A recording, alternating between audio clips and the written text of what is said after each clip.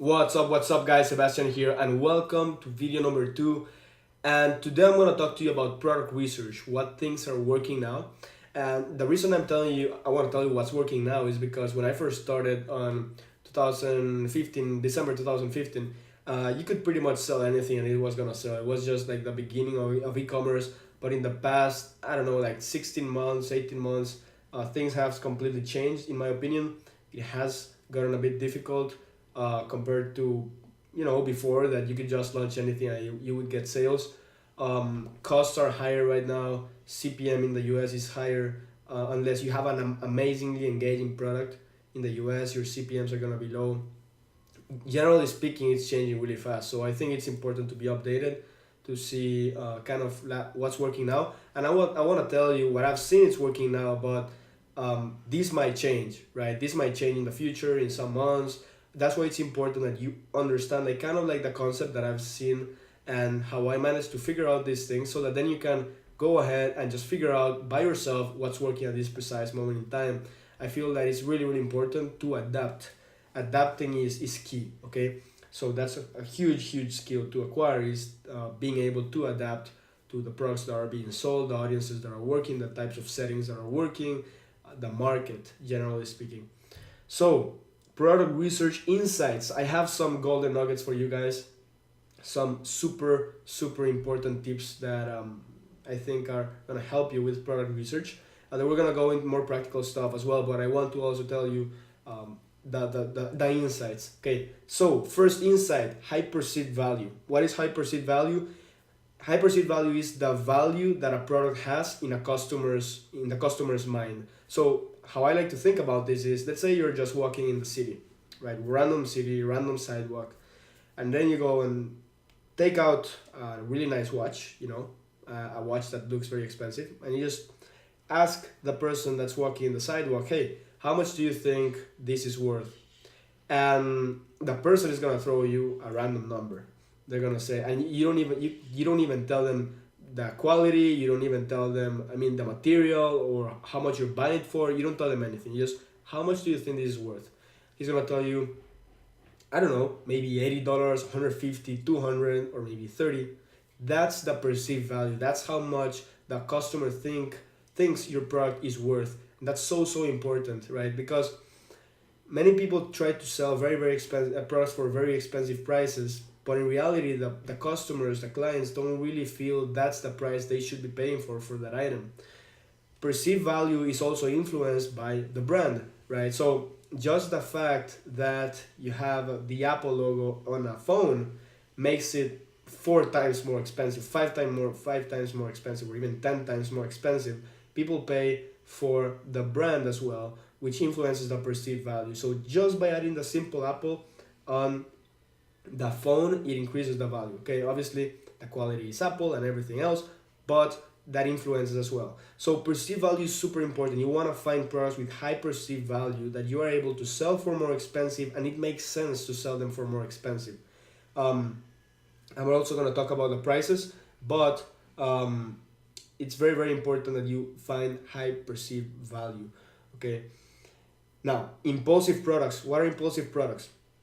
Products that people feel that if they don't buy right away, they are gonna miss out on the opportunity. Products that people feel that they can't get on Walmart. Products that people feel that they can't get on the regular mall. It needs to be so unique that people haven't seen it before. If they have seen it before in an offline retail or something, that might really affect your results, because they won't have the necessity to buy from a place that they don't even know it exists. Most people that buy on Shopify stores and dropshipping stores, they don't buy because they trust you. Honestly, why should they trust you? You have done nothing for them. They just buy because they like your product. So that's a huge advantage of actually building a brand. Is people are not only buying for the product, but because they actually trust you and they like your brand. So you're fighting skepticism by building a brand. But without talking and going into branding, impulsive products is what's selling right now on Facebook. If you sell a bracelet that it makes sense, that's gonna like the cat lovers are gonna like it because it has a little cat symbol, but it's not triggering any type of emotion, excitement, or just feeling in general. People are not gonna take their credit card and buy in a random website. Okay, so it has to be very emotional, and emotions can go into excitement, happiness, fear, um, depression, melancholy. All these different feelings that make people pay for stuff. So, for instance, I have a niche that's very very passionate. It's not really exciting or funny or happy. It's more like it's related to melancholy. Like people remember someone that died or passed out, or someone that was there for them. So they buy a product to remind them of that person, right? So it's an emotion that's very very passionate, very very strong emotion, but it's not necessarily happy. As long as you hit those pain or pleasure points, you're gonna get a lot of sales. So the fourth point, higher price products are easier to scale, in my opinion. Okay, many people are gonna sell cheaper stuff. I personally think it's way easier to scale higher price products, and I'm gonna tell you why. And this goes hand by hand with high perceived value. Okay, first of all, I'm gonna tell you why it goes hand by hand with high perceived value. Okay, you cannot charge a lot for a product that doesn't look like it's worth it. So if you're selling the random bracelet, the random earring, the random necklace, then you can't have the luxury of going and charging $60 for that, $50 for that. There's no way you can justify it. If you're just drop shipping, there's no way you can justify it. But you gotta find products that when people see them at first sight, they're like, okay, that's actually worth that price.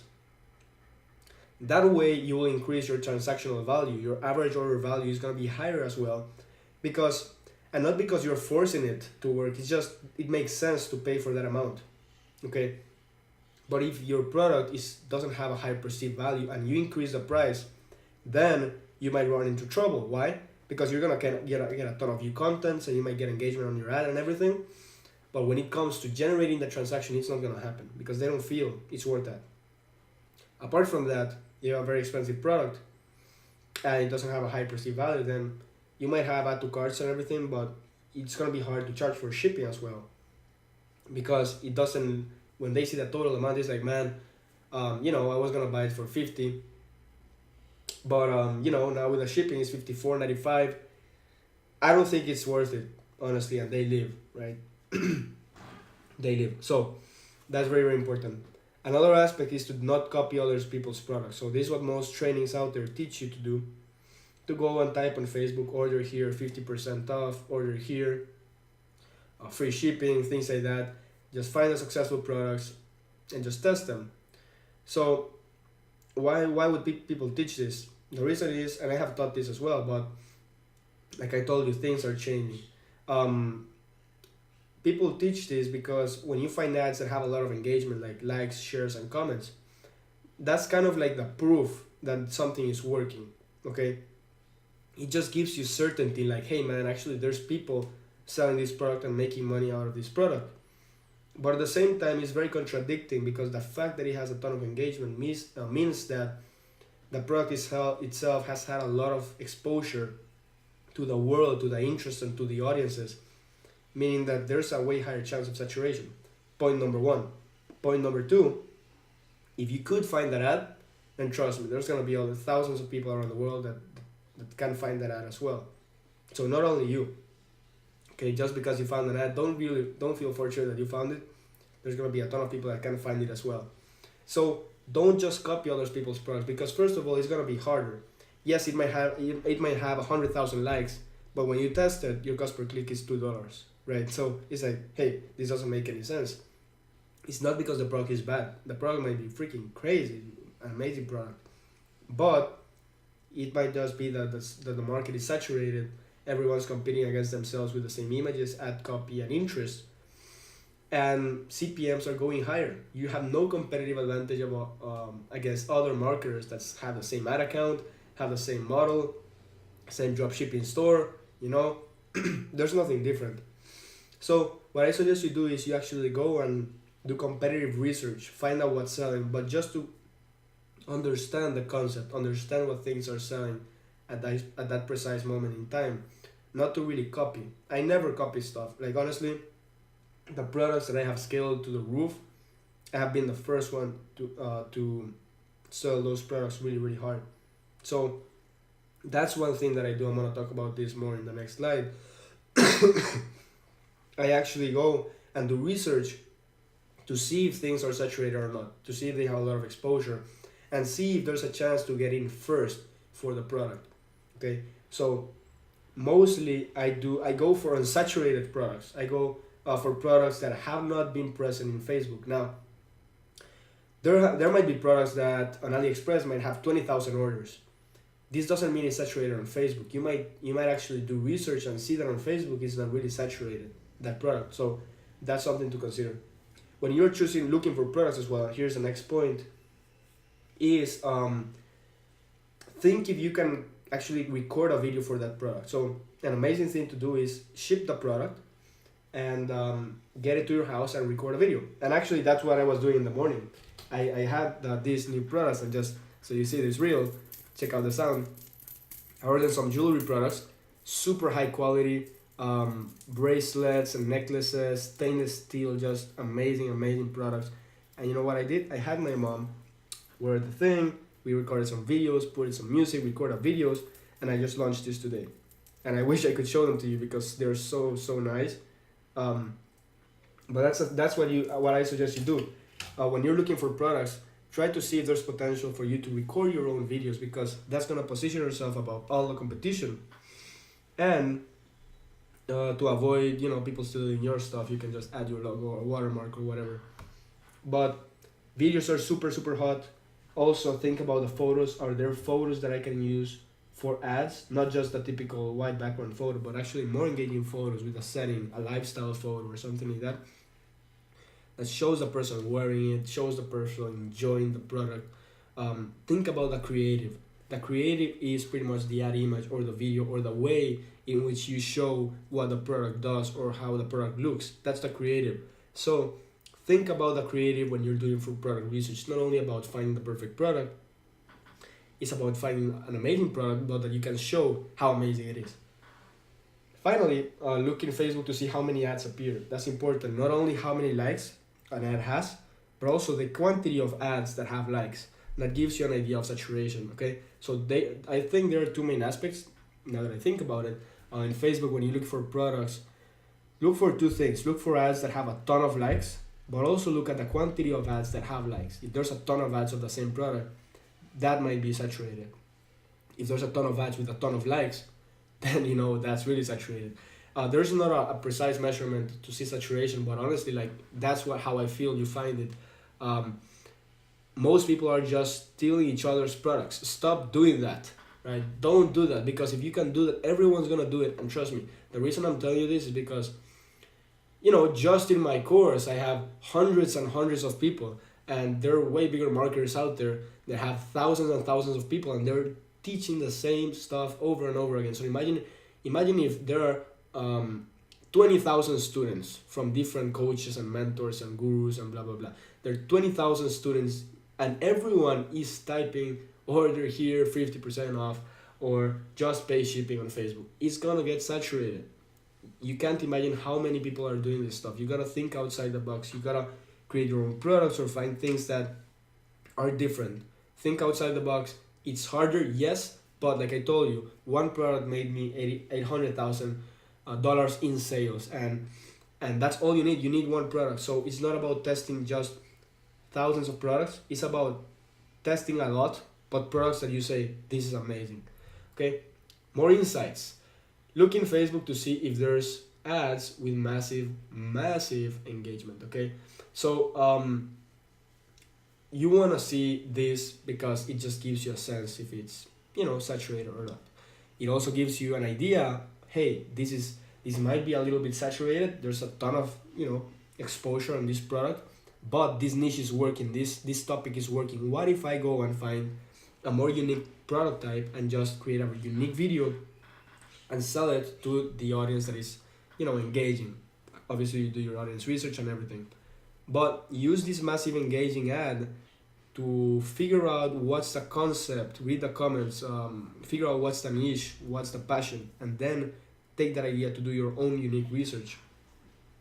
Only test products every single day that give you the feeling of this has to work, everything is great, nothing can go wrong, right? Make a list of products that every single product you're like, man, this is awesome, like this has to work, I mean, everything is great. The price, highest perceived value. I don't feel there's a lot of competition. I have the perfect creative. If you test two of those every single day, you're gonna succeed so fast you won't believe it. But if you take the same image everyone is selling, the same product everyone is selling, and probably promote it to the same audiences everyone is using, because audiences are very literal. Like literally, if you sell a cat product, probably you will go for cats or I love my cats, right? I love my cat. So use the same combinations. Everyone is gonna compete against each other. But if you have campaigns that you say this has to work, and you just launch those this has to work campaigns, you will succeed really fast. Don't only be attached to AliExpress, right? I do research in Google. I type like top 10 products in the niche, top trending products in 2015, 17, best products for blah blah blah. I look in eBay, I look in Amazon, I look in Etsy. So many places to look for products, even on the mall, offline, offline, not online. Alibaba as well. Don't only be attached to AliExpress, because it's not the only place to find products. It's an amazing place, but there's so many other places. Wish drop ships a lot, so but you can still get ideas on there. Understand the niche before you look for products. So try to figure out what the niche likes, what are their passions, and what they are looking for. Because yes, you might find a product that is niche related, that it literally has something related to the niche. Like, just to give you an example, let's say that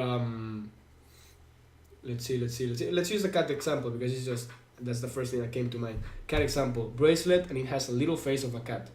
It's related to cats. It's related to the niche. Why shouldn't it sell? I mean, it's niche related, but is it passionate? Is it something that niche would spend money for? Is it something that needs to be is impulsive, that has to be bought right away? Right? So it's not only about finding related products to the niche, it's about understanding what the niche wants and then looking for those things within the niche. Okay? Don't be so literal about the research, and this is what I was saying about the example. Think outside the box. Like, there's so many creative products out there that makes people's lives easier and more simple and more enjoying and exciting. These are the things you want to look for. Things that people are just like, whoa, amazing. A lot of people, and most people, they don't wake up in the morning and just say, hey, I'm gonna go to Facebook to look for awesome products. They don't do that. They go to Facebook to have fun, to gossip, to look for Donald Trump and then the McGregor and Mayweather fight, all of this engaging stuff. In the meantime, they get ads. Okay, so these ads have to get their attention. If not, they're not gonna click or buy. When was the last time you clicked an ad and bought right away? Just ask yourself that question. Honestly, I have never done it. I think that I can remember of, but there's a lot of people that do it. But that will only happen if the product is good enough. And most important aspect in everything, guys, product research, is the engagement the product generates. Why? Yeah, we know that likes, comments, and shares are good, but engagement is key. And from the technical aspect, it will lower your costs because Facebook sees that people love your ad, so they will reward you with lower costs, cost per click, CPM, higher reach, lower cost per conversion, lower cost per add to cart, lowest cost per purchase. You won't have, if you're doing manual bidding and you're scaling, you don't have to bid as much and you will still win auctions. Okay, you can bid lower and still get your ad shown because Facebook is going to reward you for engagement, and we're going to have a topic about this later on. But when bidding, Facebook not only takes a look at the bid, at how much you bid, let's say $1 or $2, it also takes a look at the engagement of the ad. So if you have a very engaging ad, Facebook is going to say like, all right, your ad is pretty engaging, let's do something. You won't have to bid as much and I will still be showing your ad a lot because you have engagement. Okay, that's key, guys. So those were pretty much the insights. Now what I want to do is just show you a few examples and go do some research. Alright, so now we're gonna do some product research, and the cool thing about this is that I have no clue on what I'm gonna show you. This might be a complete fail if I don't find anything and I literally don't have any niches in mind, or like just products that I have in my head, or honestly none of that. I just want to show you how I would do it if I have no clue of what to do, and how can we can start going into like wormholes into AliExpress, eBay, Amazon, and different places to find unique unsaturated products with high perceived value. So hopefully if we find something, and we're gonna do several examples. I want you to take into consideration all the insights that we talked about before this video, all the insights and tips that I told you. Okay, so I have AliExpress here, I have eBay, I have Amazon, I have Facebook, and I have YouTube. These are usually the ones that I have. I also have Google sometimes. Now, just gonna start in eBay. Okay, what I'm gonna do is I'm gonna go and type the word bags. Why bags? I don't know. It's just a product type. I don't know what I'm gonna find. I just know that maybe I'm gonna find something that I like, and then I'm gonna find other things English. So like I told you, I'm going to go into wormholes. I'm not looking for the exact thing right now. I'm just looking for ideas. How I like to think of product research is like window shopping. It's just like window shopping, the same thing. You don't really know what you're gonna buy. You're just trying to look for something that you like. In this page, I do it a lot by instinct, by like things I like. I feel this is nice. Why? I don't know, like kind of like the colors, maybe the background, the setting.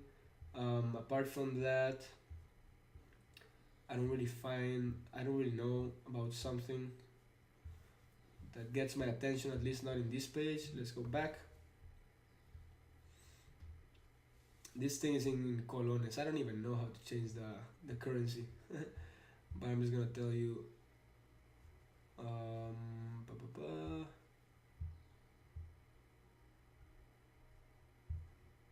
Let's see what else. This one is pretty nice actually. Oops. This one. New Hobo Satchel Fashion Bag, $15. Still doesn't get my attention.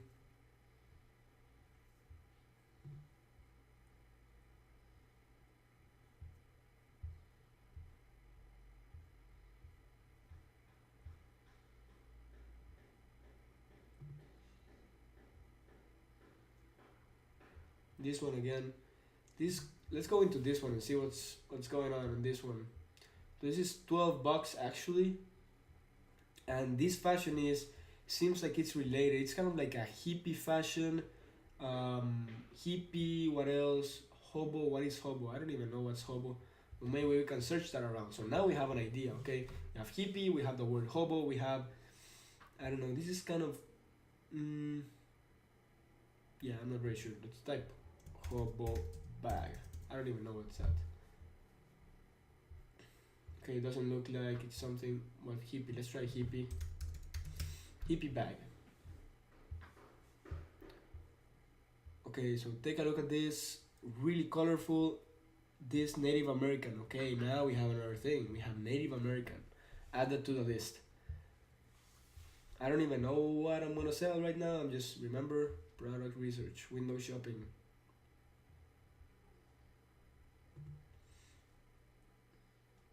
What is this Native American? Okay, now look at this one. Now we're talking Native American bag. Really nice photo. Okay, so okay, now look at all the styles, man. These are really cool. What is the perceived value? This is $60. And you know something that's really cool? That on eBay and Amazon, people are actually reselling this stuff. So probably this is the inflated price for the bag. Meaning that maybe we can find this in AliExpress for way cheaper. And this is the inflated price. I really believe this is the inflated price. I honestly don't feel you would buy it for $60. It's just, it doesn't happen, right? This one, then you have the blue one and you have the white one. For hippie and Native American, I think you can target those. Man, these are really cool. Look at all the styles. Now you want to find them in AliExpress. So now you put, how are these called? Boho bag with real leather, Bohemian. Okay, boho bag, Bohemian.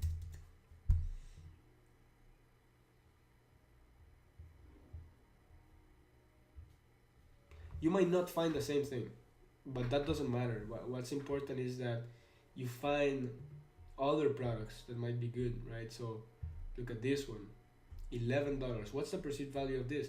Right? If they are selling this stuff for $60 and it looks smaller, right?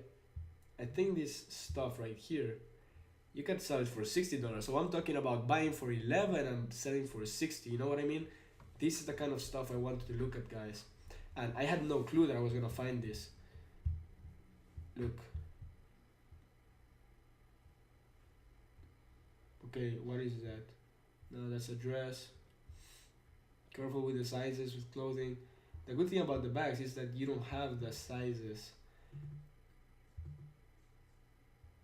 High perceived value, quality products, passionate products that you can sell for more expensive and have big margins so that you can scale easily. That you have potential for videos. You might be saying, but Sebastian, we don't have potential for videos here. This is just a photo. But you have to think outside the box. What if you get this bag, right? You order on Amazon, get it, and then have a model, or maybe you have a friend, whatever. She likes to model, and she's really, really nice. And she wears the bag, and you just start recording how she starts walking, opening the bag, putting some nice music, some like inspiring music in the background with some captions, and then you just crush it to the hippie or the this is, yeah, I think this is like the hippie bohemian niche, right? So you see what I'm talking about, guys? This is exactly the mindset that you should go to product research. Now, if another thing that you want to see is how much competition or saturation this has on Facebook. Like I told you, there's not an exact measurement, but in here, let's say you can put bohemian bag. Order here, right? So you just put the keywords that people look for. Okay, so you actually found that one, but as long as you don't find something that's just like absolutely destroying it, you see this is really nice. But overall, we haven't seen an ad that has 100,000 likes. Okay, here's one, but look at this. This is not even a store, this is a person. You see, so I honestly feel this has a lot of potential. You want to test it? Cool. But you gotta be sure to have a nice video, guys, a nice creative. It's not only about having these insights, but also or knowing exactly how to show the product to the audience. So apart from that, I think that gives you an idea, guys, of the mindset, how to approach it. Amazon as well, you can look into Amazon, AliExpress to see if you can fulfill it. You have 4 orders, who cares? That doesn't matter, right? What matters the most is that you contact the supplier directly and you ensure that they have stock. Because this thing, I mean, it's good, it gives you a certain guarantee, but that doesn't mean the supplier is bad. You could contact the supplier by Skype and they tell you, yeah, I have a factory, 500 bags, 5,000 bags. Ready to ship, look at the quality, you can get a sample for free. Okay, if you can ship and get on time, let's do it, let's do business. This doesn't necessarily mean the supplier is bad. You need to actually put in the extra work, contact directly, and figure it out. Figure it out. Most people don't want to figure it out. They just want to look for the vendor that has 10,000 orders. I want to look for the vendors that can work with me. Doesn't matter if they have 2 orders, right? And here, I mean, obviously the ones that have 30,000, they are fulfilling, they are delivering, but that doesn't mean there are others that can do the work for you and they are not responsible, right? That's pretty much it, guys. Hope you enjoyed this product research section. See you in the next video.